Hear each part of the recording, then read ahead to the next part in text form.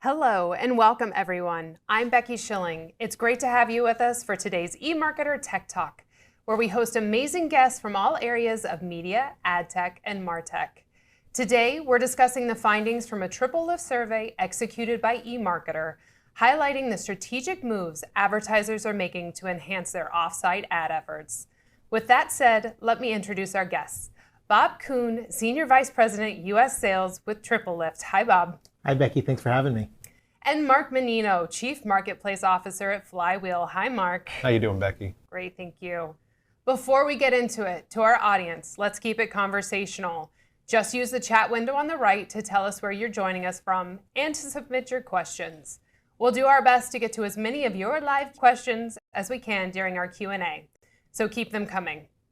We have a great discussion planned for you today, but before we get into it, I'm going to set the stage and talk a little bit about how we conducted our survey. Retail media will be the fastest growing ad channel in the US in 2024, rising 26% to reach nearly $55 billion in ad spend, according to an eMarketer forecast. By 2027, that number will exceed $100 billion. Though on-site search and display remain retail media's bread and butter, off-site advertising will lead the next evolution due to its ability to expand advertisers' reach and achieve upper funnel goals like increasing brand awareness. eMarketer forecasts off-site retail media ad spend in the US will grow by 61.5% in 2024. In 2027, off-site ads will account for $1 in $5 spent in retail media in the US.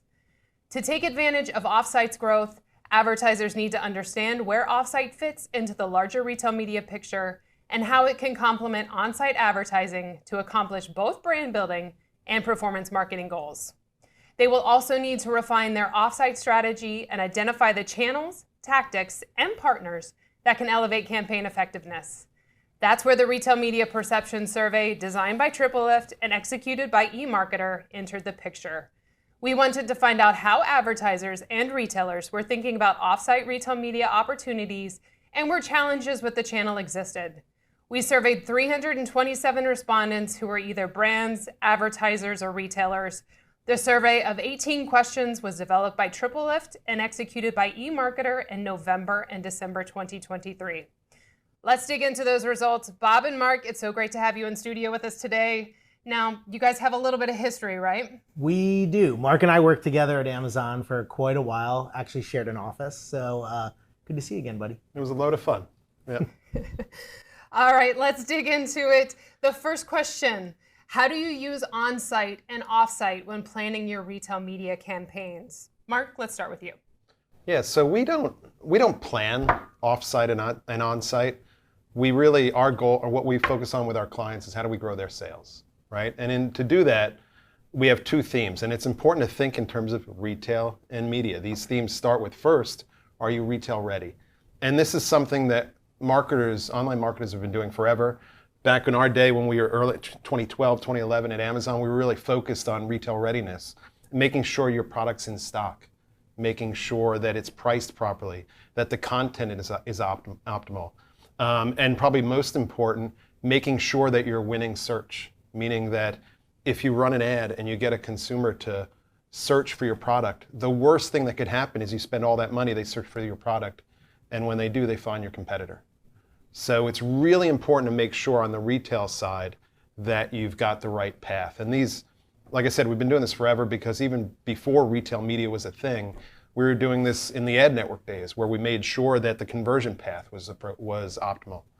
The second piece on the media side is making sure that you are evaluating and planning different types of placements and different types of channels appropriately.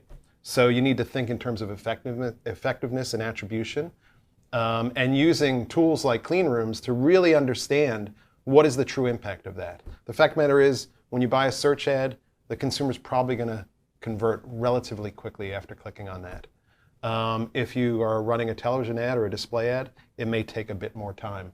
And you have to consider that in your attribution analysis and how you evaluate results, because if you don't, you'll make a lot of wrong decisions. So basically, in summary, it's everything from having the retail side ready and then having the media side ready and really understanding how to evaluate it makes an optimal campaign. It's a good point, Mark. I think back to what you just said, that retail readiness that we were talking about in 2011 and 2012 is still relevant today. And the reason for that is those are durable things that matter in every one of these customers' campaigns, whether it's price or availability, selection, star ratings, etc.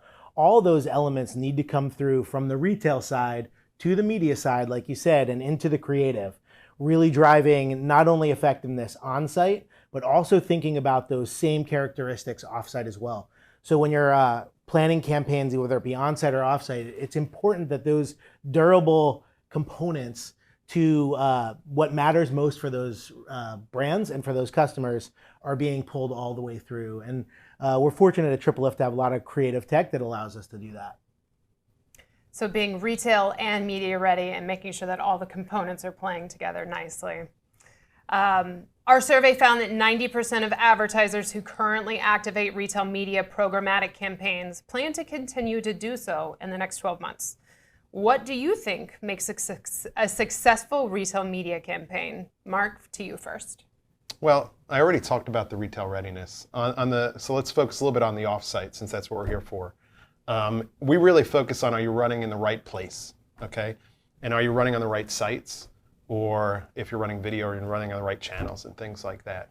I'll go again to the old days when there were cookies everywhere, and you used to be able to, you would just run a broad display campaign and really hope to just drop pixels in as many places as you could, because you'd win attribution. You had no idea, to be honest with you, and I questioned the first 10 to 15 years of my career, you had no idea if it was really working. You just knew you were getting credit, right? And the winners in those games were the ones who could really drop a lot of cookies all over the place. In retail media, which we also think of as closed loop media, you have just an unbelievable ability to understand at a very granular level what's really happening. But that also means you have to, you can prove out what really works. So for example, we've run campaigns and really looked into the details and learned that, the premium sites and sites that are more expensive, tier 1 sites, perform much better and drive much better performance than longer tail or made for advertising type sites. If you think sometimes you look up a recipe, for example, and you go to a site and all you're seeing is ads, you can't even see some of the ingredients that you want. Those sites are simply made to show ads and to drop cookies. So when we did this study and we looked broadly around everything, we learned that literally thousands of sites weren't driving any conversions, weren't driving any results. But when we really got down to it, the sites that were actually more expensive, they may have cost almost twice as much, but they drove more than 2 times the number of sales, the amount of sales, and the amount of detail page views, which is considering the product and things like that. Yeah, I mean, it's a really great point. We think a lot about that at TripleLift. As an SSP who cares a lot about our publishers and having the right publishers and premium publishers in place, making sure that we're working with exactly the publishers that are driving conversions, whatever that may mean, whatever outcomes, whether in the case of retail media, that is detail page views or conversions, or for non-retail media, other outcomes like cost per acquisition, et cetera. We find exactly the same thing, that there are a number, thousands of made-for-advertiser sites that often do not drive any conversion at all. And we spend a lot of time making sure that our network and our SSP is built in a way that drives the outcomes for our users. And the way I've often thought about this, going all the way back to the old days, I feel like the old world, is when you're on site, you can create a perfect experience that converts the folks who are there in the store at the moment, but you are beholden to the amount of folks who are in that store. In the case of off-site media or third-party media in a retail media environment, it really matters that you're finding the old saying of like the right person in the right context at the right time, because I see that as kind of filling a bus filled with relevant and potential customers, of new customers in some cases to the brand, and driving them back to that storefront for conversion. So that's really the way I see the job of third-party media and how you should be thinking about it. is that it is that bus that is driving potential customers back to your pages, and then that retail readiness on site matters so much. And speaking about success and satisfaction, our findings from our survey found that advertisers rank their satisfaction with offsite at an average of 6.8 out of 10. From your perspective, what are the greatest challenges with offsite today, and where are there areas for improvement? And Bob, let's start with you. Yeah. We were talking about it earlier off camera, but there are 100 plus retail media networks now. We were joking, but it's true that my favorite convenience store, Wawa, now has its own retail media network. And I love that as a guy from New Jersey. But when you think about that, just a small fraction of those retail media networks actually have third-party supply that's helping drive and be that bus to drive people back. They're focused largely on their on-site experience and converting folks who are already in the store. So there's a lot of work left to do there, right? Because we've just scratched the surface on the number of retail media networks who are involved in third-party media. There's so many more that can come online, and with that will come innovation. In addition to that, you have third-party companies such as TripleLift who are getting involved to help drive some of that innovation and bring some of that creativity that exists on site with some of these retail media networks into the creative and tech element offsite. And then lastly, I think you touched on cookie bombing earlier. Well, the days of the cookie are quickly vanishing, and we're coming up on there being no cookies available, or very few cookies remaining in the marketplace. And with that, you're going to need a cookieless solution offsite, and you need to make sure that anyone you're working with offsite is bringing great cookieless targeting solutions, which usually has some sort of lookalike model to the table, and can drive awareness and conversion back to the original site. There's a lot of evolution left to do. There's a lot of players left to get in the game, and we're just seeing the very beginning of it. To steal a line from our days at Amazon, it's day one of third-party inventory. Yeah, and to get a little tactically, first of all, Wawa is from Pennsylvania, but just to be really to You're get a little Staten Island. Yeah, to get a little more tactical, there's two other challenges that we see when you're running campaigns, right? One is frequency, right? How do you know how often to show ads to a consumer? This has been a challenge forever. Again, I'll go back to like our favorite tool in solving all of this, which is clean rooms. You can really understand how often you've shown ads to consumers. What's the optimal frequency? At what point down the, after showing 5, 6, 7 ads to a consumer over a period of time, should you stop, or should you start showing it again? And the second one is attribution, right? So how do I measure and understand the impact of a certain ad? I touched on it earlier around things like video and display, which obviously it takes a little bit longer to see the impact for these types of things, right? Take Super Bowl ads, right? You've got Arnold Schwarzenegger screaming "Neighbor." That doesn't get everybody immediately to go sign up for State Farm, right? But it plants the seed, and maybe 6 months down the road when they're wanting to look at something. So you need to think about attribution windows. You need to understand that, and the tools the retailers are developing give us the ability to do that, and to really take full advantage of this closed loop attribution that they provide. Now I want to shift a little bit to KPIs and how we're thinking about the things that we should be tracking.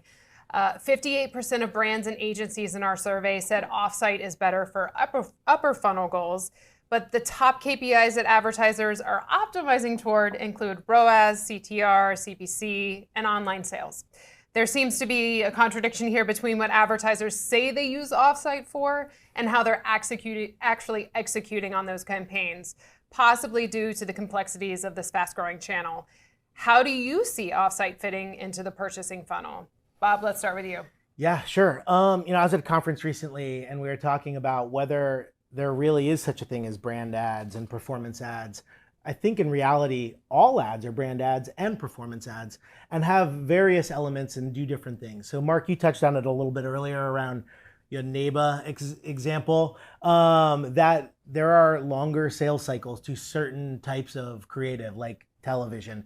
But you look historically at marketing mix models, and you'll see that television has traditionally done particularly well at driving long-term performance when you look at some of those modelings.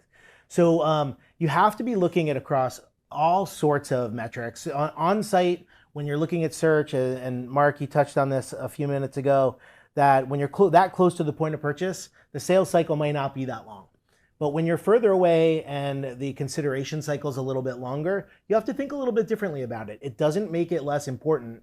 We talked about it earlier, the driving the bus back to the store. That is critical. Otherwise, you're only going to convert the people in the store, and that may not be good enough, especially for mature brands who have already kind of done that work.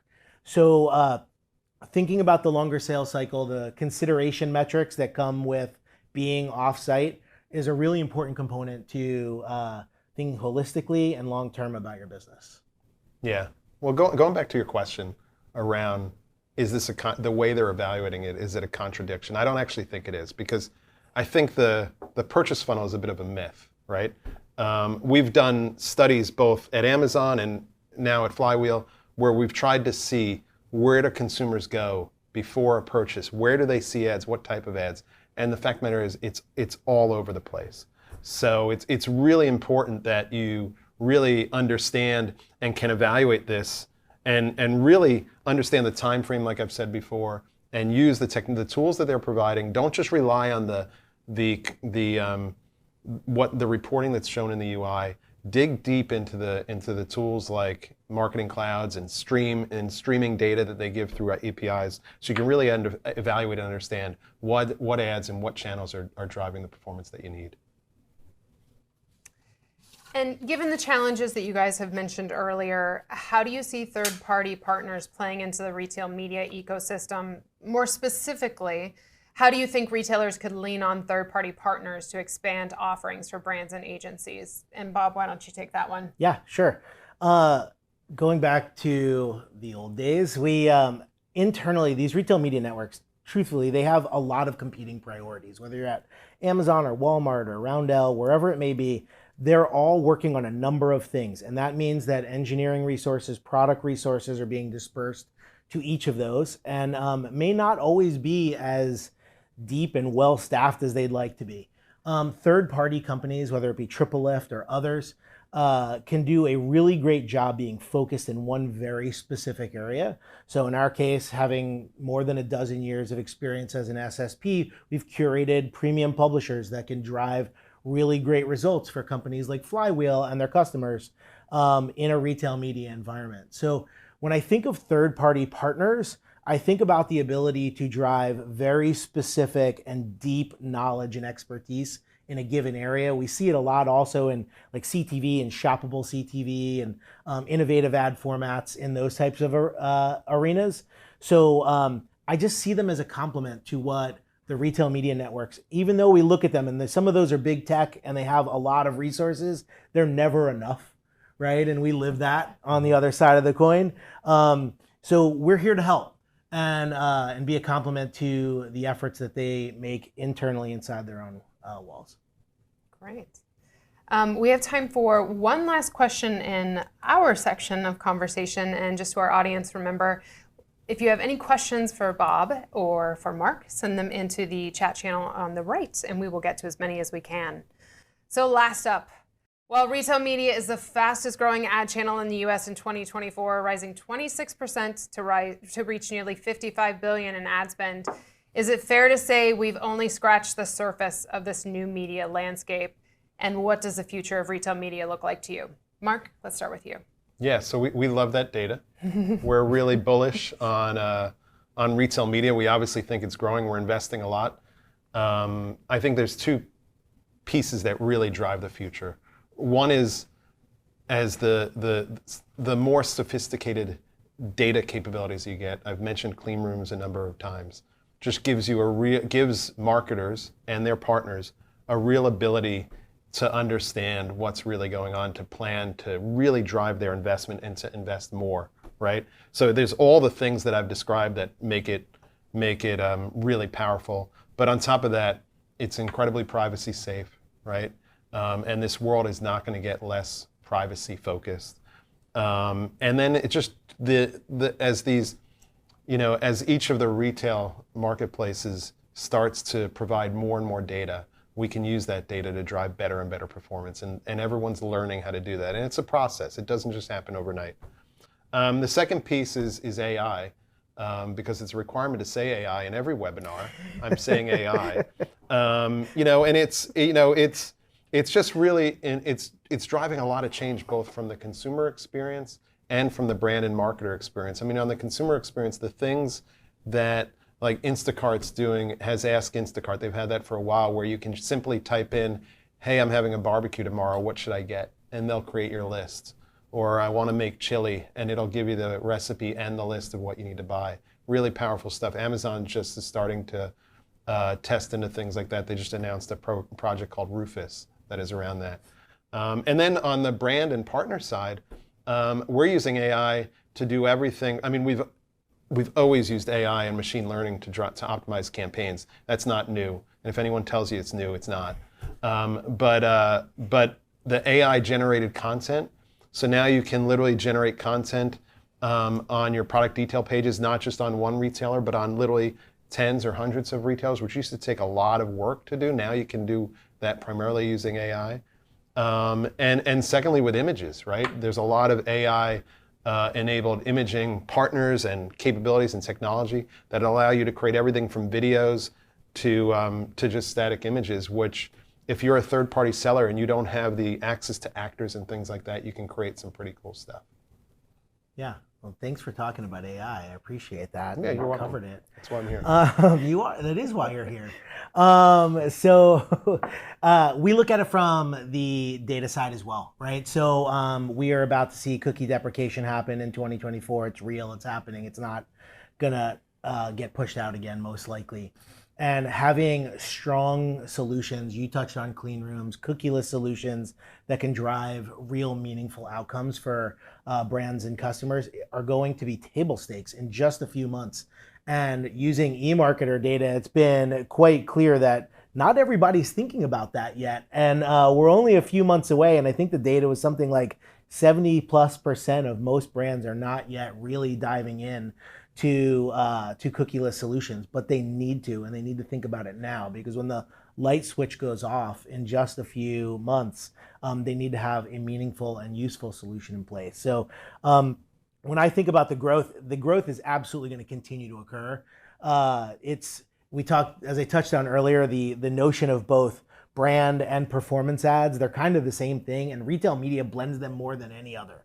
So we'll see that growth in retail media continue to be doubled down on, and then the need for things like smart data and AI and good creative tech will go a long way to driving that success and that growth in the foreseeable future. Great. Thank you for sharing all that information and the great data. And if there's one image I can leave everyone with, it's we need to fill the bus with new people and drive the bus with the people to the store. That's right. Bob and Mark, we've got some questions from the audience, so let's get straight into Q&A. Mark, we'll start with this one for you, I think. Where are you seeing retail media budgets coming from that are driving growth? Yeah, we're seeing it come from a number of places and pretty much everywhere you could see it. First of all, it grows organically. Right? I've seen, this stuff works. So when your marketing budgets work, marketers and CMOs and CFOs can allocate more budget. So that's one place. We're also seeing it come from other digital sources, right? Brands are reallocating budget from other digital channels that they've invested in and moving it towards retail media.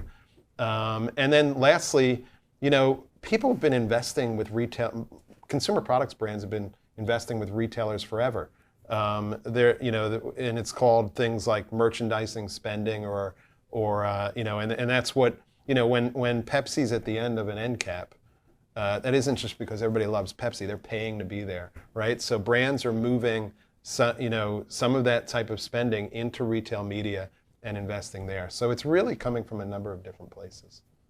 Yeah, I'd second that. The proof of performance notion of retail media has really driven so much of the investment from other places.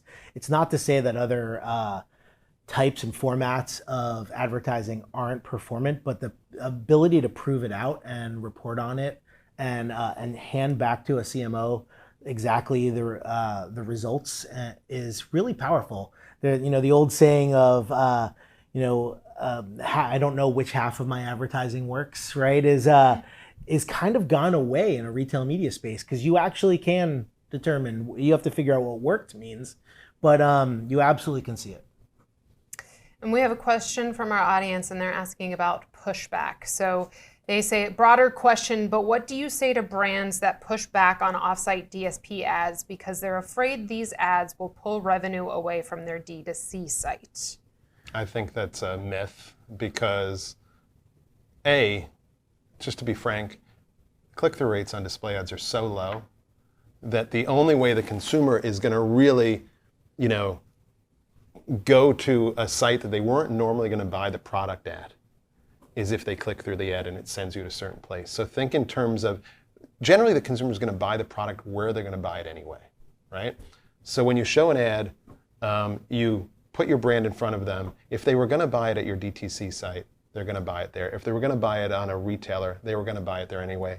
Just worry about growing your overall brand and thinking about where, and that's really your big challenge. And then but if you're worried about your DTC site, make it really powerful, make it really strong, and make sure that your ads talk about that site. And then I think you'll find consumers will go there.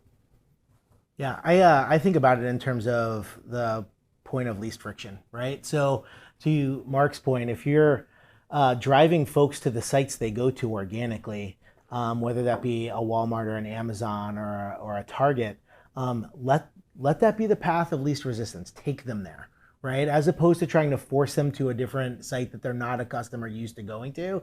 It's going to feel off. And we used to talk about this all the time, is that the path to conversion is the one with the fewest clicks, with the fewest steps along the journey. And if you're pointing people to a place they're not used to going, you may be adding another destination or stop before the destination. And I think you should just make it as easy as possible. So you're saying don't stop the bus on Wawa on the way to the retailer. That's right. You just got to keep going. You got to power them through right to where they would get where they're going to be. Yeah. Here's a question about privacy, which I know everyone is thinking about right now. What makes retail media more privacy safe than traditional third-party vendors? I'll lean it to you. Oh yeah, thanks so much.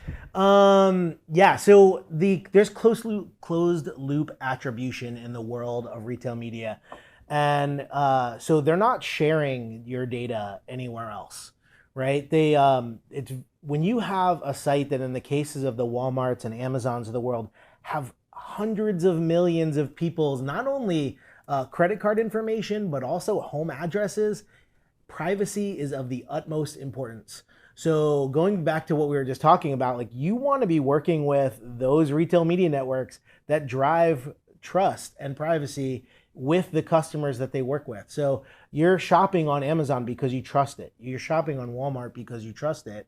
And they never want to jeopardize that. The amount of work that goes into maintaining your trust is critical. And in the case of these really large retail media networks, there's a lot of eyeballs on them from the government. And they need to make sure that they are delivering against that and not doing anything that would jeopardize people's personal identifiable information.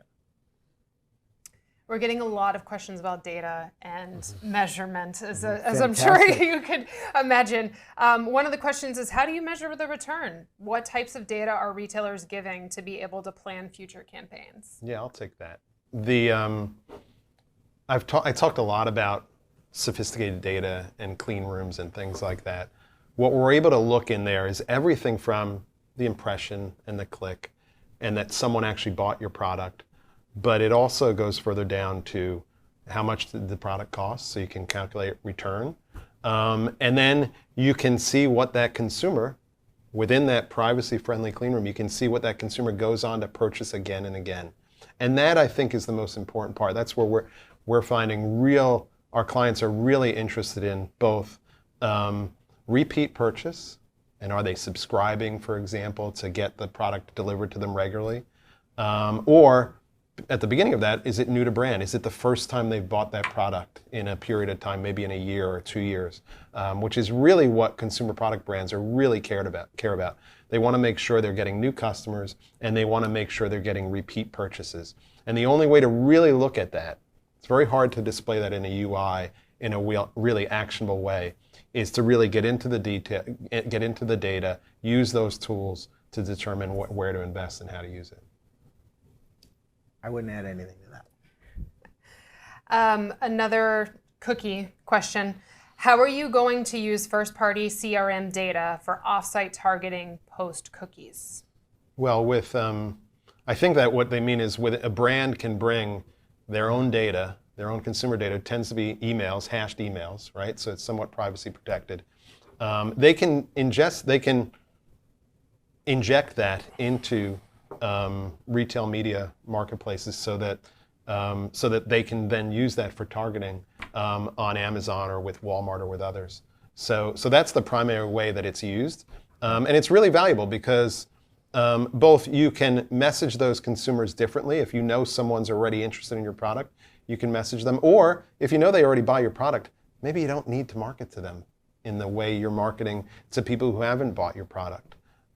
So you can exclude those consumers because they're already buying your product either through another channel, or they're already regular buyers interested.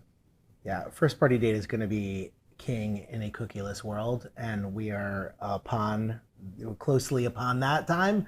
So you're exactly right.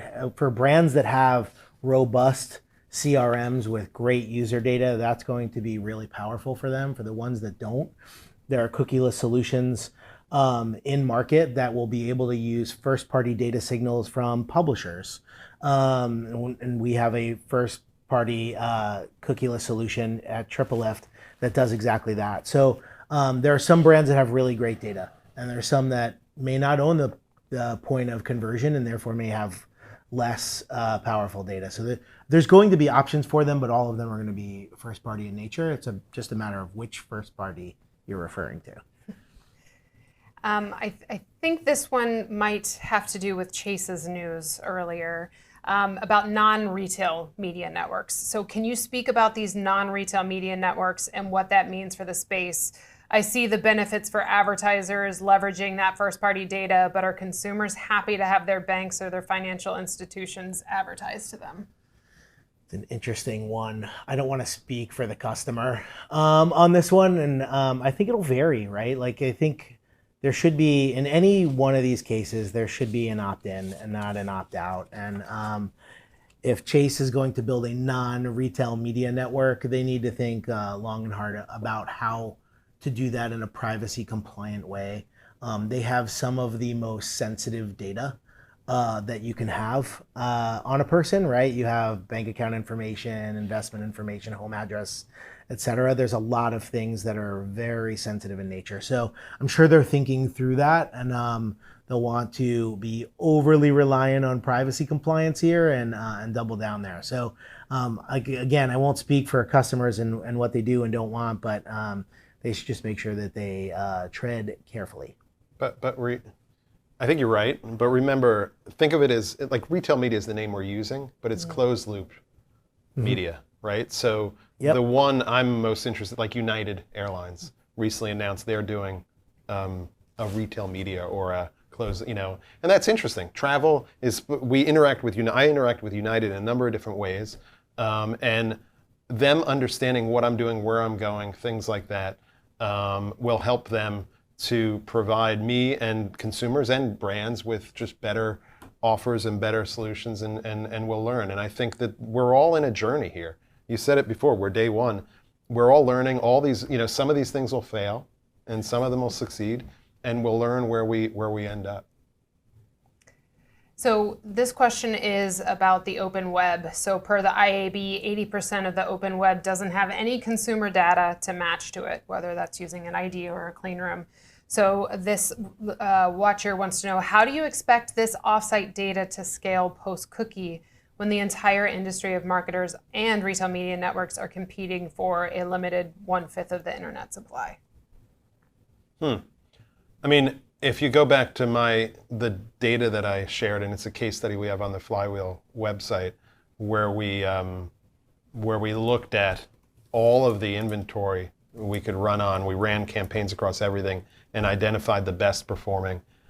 We came to the conclusion that the really premium sites, the sites that people go to regularly, are the most performant. And they might be the most expensive, but they drive the best performance because that's where users are engaged. So when you think about the 80% of the internet that isn't, there's a really good chance that a lot of that is not valuable, may not actually even really be happening due to bots and things like that. And I think if we focus on premium inventory and premium sites and evaluate performance in that way, you'll be in pretty good shape. Yeah, and candidly, they're including TripleLift, a lot of cookieless solutions now being released in the market that are using contextual signals and lookalike modeling in conjunction with each other to build reasonable, privacy-safe targeting solutions that even in those places where there may not be a signal, we can build lookalike models that are able to scale across the open web in a way that will provide meaningful outcomes for customers. So tune in if you want to learn more at TripleLift, but the truth is that there's a lot of work being done on the back end to account for that.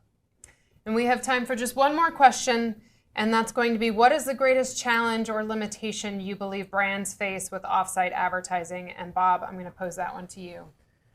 Yeah, in terms of challenges, we talked about it a little bit, but we're just getting started on this, right? So a lot of these brands are, especially the ones that are not as mature as the ones you'd find at maybe a major holding company, they're just getting started on this. They're just trying to figure out how to work in a retail media environment. It's really important that they plug into the Flywheels of the world to get educated on how to do this.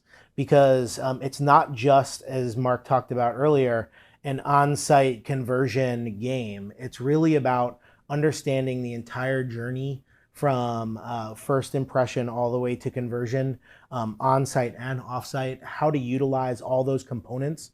So I'd say that those are some of the challenges that that folks are facing, and they need to think long and hard about, is to lean into the experts in the room to help them understand how to do this, because there are brands who have done this before them and they can learn from it.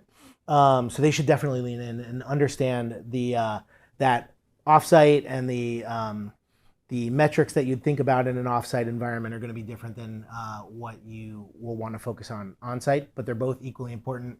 You need the bus to fill the store. Bob and Mark, thank you so much for all the great content and for answering all of our questions from our audience. We really appreciate it. Before we wrap up, let me take a moment to tell you about eMarketer's media channels. Mark your calendar for Friday, May 3rd for our half-day live virtual summit from exclusive analyst-led sessions on thriving post-cookie, mastering retail media networks, leveraging AI in marketing, and more. Registration is open on our events page, emarketer.com/events. While you're on that events page, you can also register for upcoming live analyst and tech talk webinars. On the audio side of the house, don't forget to tune into Behind the Numbers, eMarketer's daily podcast. And finally, please check out our newsletters.